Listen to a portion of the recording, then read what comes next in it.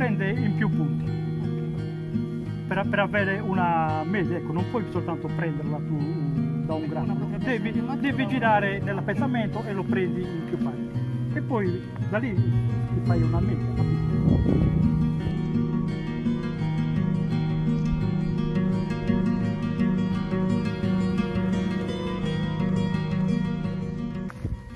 Come varietà carica di più. Ma quest'anno diciamo il bovale rispetto agli anni scorsi è superiore. Il bovale? Il bovale. È una carica bovale. Vedi, è più piccolo, guarda quanto Quanto era di giovane? sono dei ceti di calorati.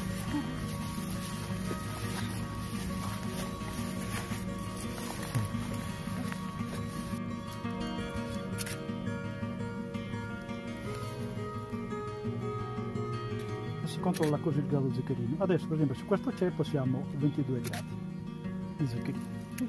Vedi il grado zuccherino? Quella striscia, no, guarda verso la luce. Vedi quella striscia blu? Ah sì. È sopra il 22, vedi? Quello lì è il grado di zuccheri che è presente Ce l'avrebbe già. Sì, però poi tu devi fare la avere tutto media, il giro devi passare.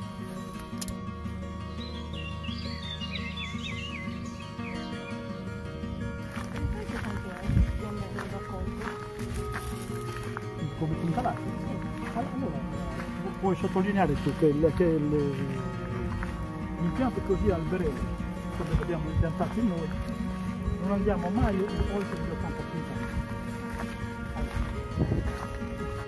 Compreso altri due pezzamenti che abbiamo separati, siamo su 50. 5 ettari. Sì. E di ceppi? I ceppi sono oltre 22.000.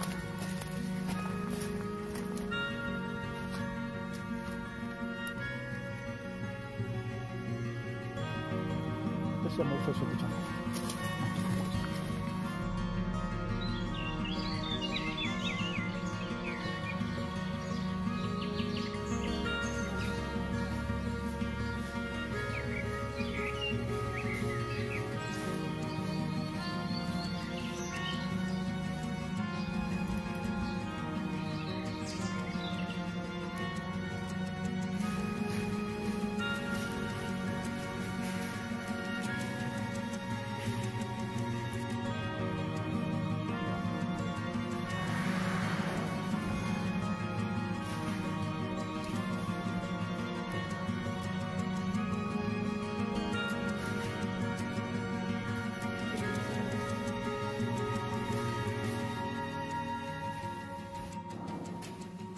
Facciamo una piccola produzione di Nuragus, Che è questo bianco? che è un bianco secco.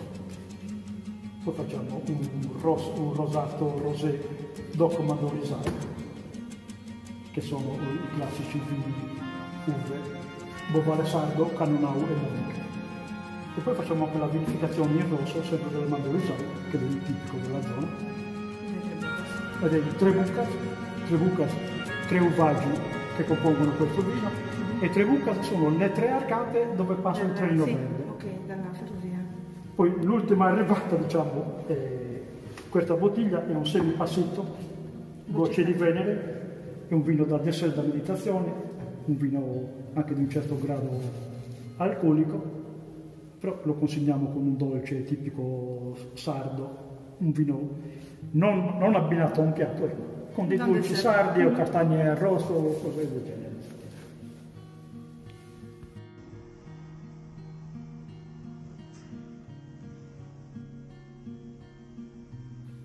Questa è, la bottiglia è del 2012, 2015 c'è lì.